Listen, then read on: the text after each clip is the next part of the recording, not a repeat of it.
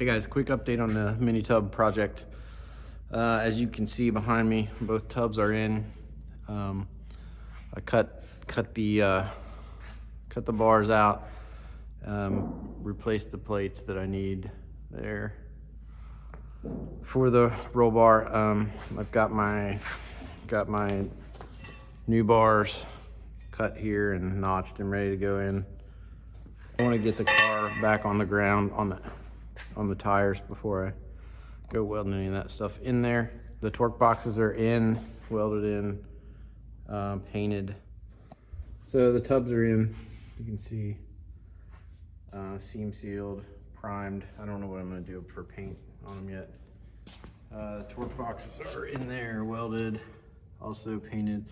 Inner tubs, I painted it with Rust-Oleum. There's where I had to patch where I cut it short. I painted it with Rust-Oleum hammered paint. Nobody's ever gonna see in here anyway, and it kind of covers up any ugly spots. It helps disguise it. So it's all, both sides are done. It's ready to go as far as that goes. Since I last did a video, I determined that my axles were not gonna be able to be shortened enough to make it work because the spline didn't go far enough. So I've also painted the housing with this Hemorite stuff. I'm getting ready to put the pinion back in it. I think I added these little brackets here for the brake lines too. So I got Tin Soldiers lower control arms. These are the strange axles I bought, the SS, I think they're called. Supposed to be kind of street oriented. 35 spline, I got a new spool while I was at it, and 5/8 studs. Figured while I was doing it, I'd get everything up to as good as it could be. We're on these baseline upper control arms here, whether to reuse them or not. I don't have a problem with them. The only thing I'm concerned with is these brackets here and the brace on the brace for the axle. I don't know if they're gonna interfere with each other. So I'm gonna kind of do some figuring. I've got to press these bearings on. So I'm gonna go to the other barn and do that. All right, a quick shot. So that black spacer they put on there before they ship it, they didn't used to do that. They used to send you that separate, but then the bearing goes on with the O-ring sort of to the outside. There's two different bearings you can order with this, tapered and roller. I think with the brakes I've got, you have to have the roller. So anyway, it goes with obviously the sealed side outside, and then you put this ring on that I guess locks it in place. That's usually kind of tight.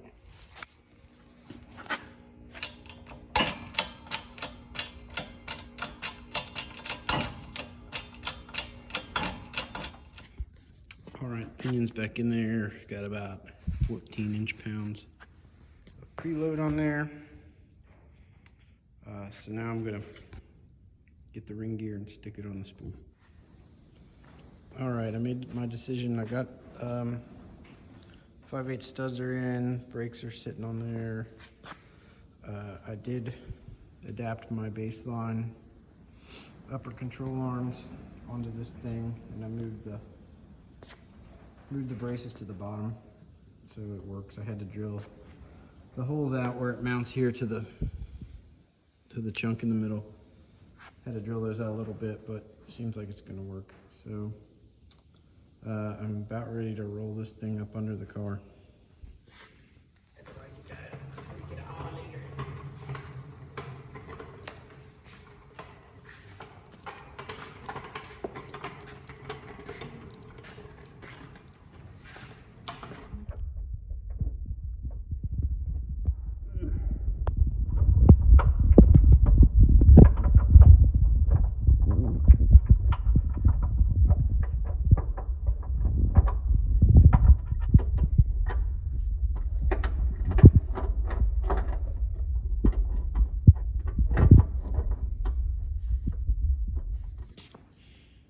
I got it most of the way in there today.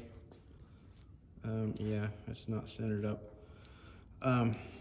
So I was I had to clearance some of these spacers a little bit to get them to fit with the torque boxes. But this particular one, as you can see, this piece right here is supposed to fit in this heim joint, and it does on 3 of the 4 points on the control arm. So this one, I guess when they put it together, they put the wrong heim joint on it, which isn't a huge deal. They're local, so I should be able to just run down there and tell them what happened and trade it out. So anyway, this side's sort of on there. Just guessed where to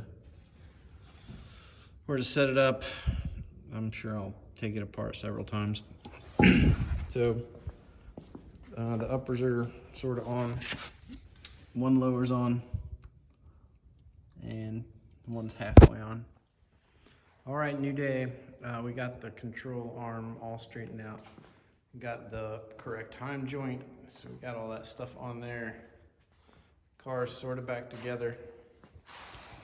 I've got the coilovers on. Probably not the final ride height, or all the adjustments aren't just there yet, but it can sit on its own wheels and it can roll around. I got it back on the lift. I spent a little bit of time today trying to test fit the gas tank, the fuel tank, and see where the tight spots are. I bent it up as much as I could. These are still the 275s on the car right now, so you can see it's got a ridiculous overhang the way it is. So hopefully the 325s will poke out farther on those wheels and not look too sunk back in there. I think they'll be all right, but we'll see. I'll put it up in the air and you can see under it and see the clearance we've got underneath. So for anybody trying to run a stock fuel tank, really bent that piece down with a mallet. I think this side's gonna clear the 325 just fine. It's quite a bit of space there. So I think that'll be fine. Up in here, hopefully you can get where we can see that. We got quite a bit of room up in here. So this side is just a hair tighter than the other side, but I don't think it's gonna be a big deal. I think it'll work.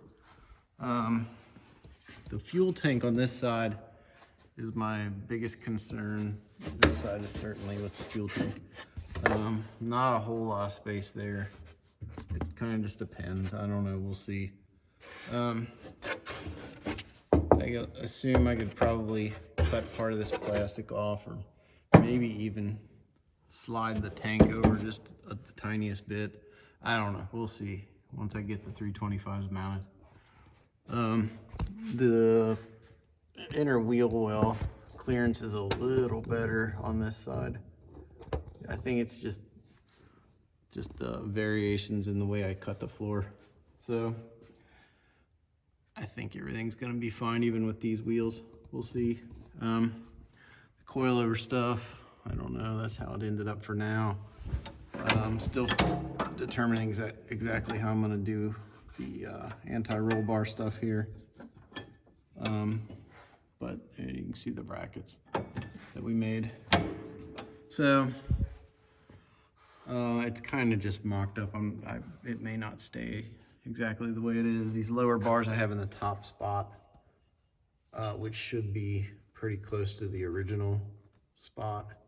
The front, I need to do some measuring on the other car over there to see what's closest to where I was, because I don't want to. I want to start out with a pretty close to a baseline of what I had. So that's where the car's at. Next time you see it, I'll probably have these brake lines run, and this is just sitting on there. There's a lot of little odds and ends to tie up, but it's getting there. I hope to have the 325s mounted by the time I do another video, and then we'll know the verdict on all this clearances. So that's where we're at for now. So thanks for watching. Please like and subscribe. See you later.